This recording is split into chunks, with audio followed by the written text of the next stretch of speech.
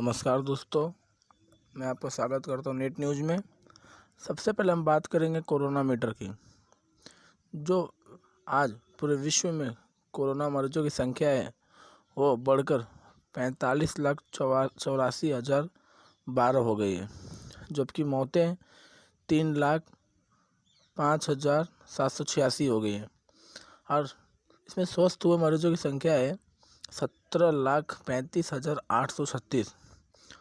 वही हम बात करें भारत की, तो जो कोरोना मरीजों की संख्या है हमारे देश में वो चीन से भी ज़्यादा हो गई है, जो कि है 85,538 मरीजों की जो टोटल संख्या है वो 85,538 है, जबकि मौतें 2,689 हैं।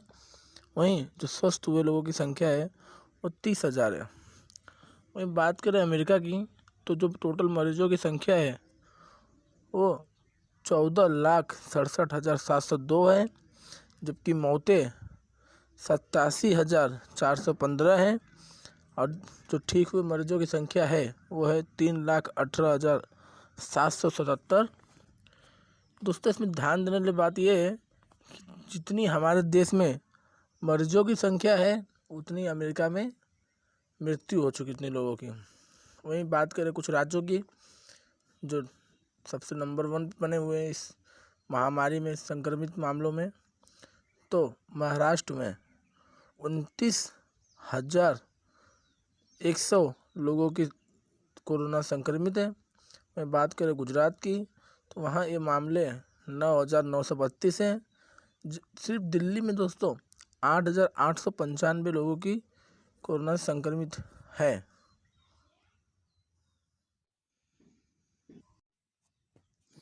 दोस्तों, एक और बड़ी खबर निकल कर आ रही है, 100% बसें सड़कों पर उतारने का फैसला। जी हाँ दोस्तों, 18 मई से यदि केंद्र सरकार की ओर से छूट दी जाती है तो दिल्ली सरकार अपनी 100% बसें सड़कों पर उतारने की तैयारी में है।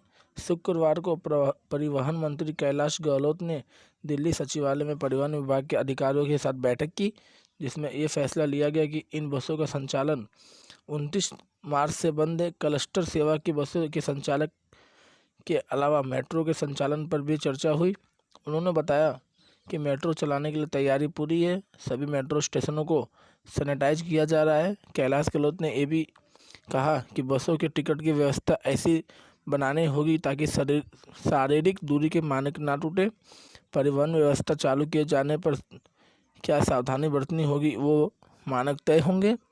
दिल्ली सरकार के पास इस समय 6,000 के करीब बसें हैं, इनमें 1200 AC वाली बसें हैं। इन बसों को चलाने के लिए जैसा कि दोस्तों अभी एक खबर निकल कर आ रही है, रेलवे बोर्ड ने कहा है कि हर दिन 300 ट्रेनें चलाने को तैयार, लेकिन राज्य नहीं दे रहे हैं साथ।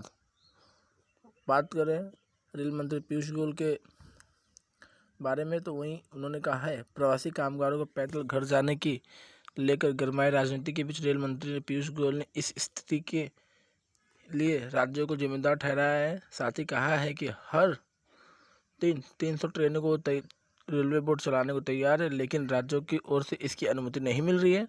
इसके चलते कामगारों को ये कष्ट सहना पड़ रहा है। उन्होंने इस दौरान बंगाल, झारखंड, छत्तीसगढ़ और राजस्थान जैसे राज्यों के रवैये की जमकर आलोचना की और कहा कि इन राज्यों से जब अब तक सिर्फ कुछ ही ट्रेनों को चलाने की अनुमति मिली है।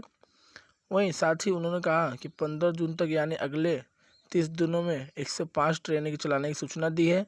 बावजूद इसके देश भर में अकेले बंगाल के करीब 40 लोग घर के बाहर रहते हैं, जो किसी अन्य राज्य में काम करते हैं, कामगार हैं और इस संकट के समय में अपने घर को लौटना चाहते हैं, लेकिन बंगाल सरकार के इस रवैये से उन्हें उन सभी को कष्ट उठाना पड़ रहा है जिन 105 ट्रेनों को चला।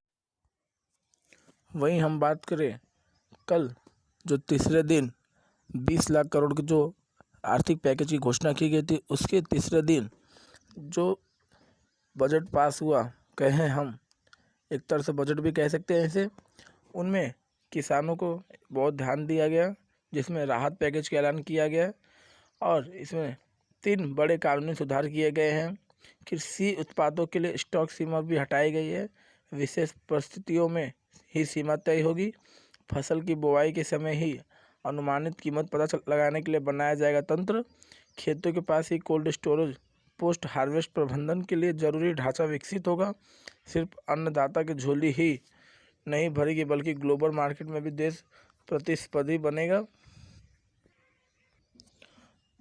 वहीं हम बात करें राहत पैकेज में, तो इसमें कृषि क्षेत्र के साथ साथ पशुपालन, डेयरी, मत्स्य, खाद्य प्रसंस्करण, जड़ी बूटी, शहद उत्पादन और ऑपरेशन ग्रीन की कमजोरी कड़ियों को सुदृढ़ करने पर जोर दिया गया। राहत पैकेज में कृषि क्षेत्र के लिए लगभग 1,65,000 करोड़ का प्रावधान किया गया। वित्त मंत्री की घोषणा के अनुसार सरकार एक केंद्रीय कानून लाएगी जिसके तहत किसान कभी भी और कहीं भी अपने उपज ले जाने और बेचने को स्वतंत्र होंगे। अब तक किसानों राज्य के agriculture produce marketing committee act के दायरे में आते हैं। इसके तहत किसान अपनी उपज निश्चित मंडी के लाइसेंसधारी आढ़ती को बेचने के लिए बाध्य हैं। कृषि क्षेत्र के लिए दूसरे कानूनी सुधार के तहत आवश्यक वस्तु अधिनियम 1955 की प्रतिबंधित सूची में अनाज, कृषि खाद्य सामग्री, तेलहन, खाद, तेल, दाल, प्याज और आलू को बाहर दिया गया है। इस क्षेत्र में जहां निवेश बढ़ेगा वहीं किसानों को उनकी उपज का बेहतर प्रतिस्पर्धी मूल्य प्राप्त होगा। इन सभी कृषि देशों पे प्रोसेसर वैल्यू चेन वालों के लिए स्टॉक सीमा को हटा दिया गया है। असाधारण परिस्थितियों में अथवा कीमतों में 100% तक उछाल आने पर स्टॉक सीमा को लागू किया जा सकता है। तीसरी और महत्वपूर्ण घोषणा के तहत किसानों के लिए फसल की बुवाई के समय ही उपज की अनुमानित कीमत का पता लगाने का तंत्र विकसित किया जाएगा। वहीं बात करें बनाने के लिए 1 लाख करोड़ का फंड दिया जाएगा जो घरेलू किसानों को आधुनिक टेक्नोलॉजी से लैस करेगा।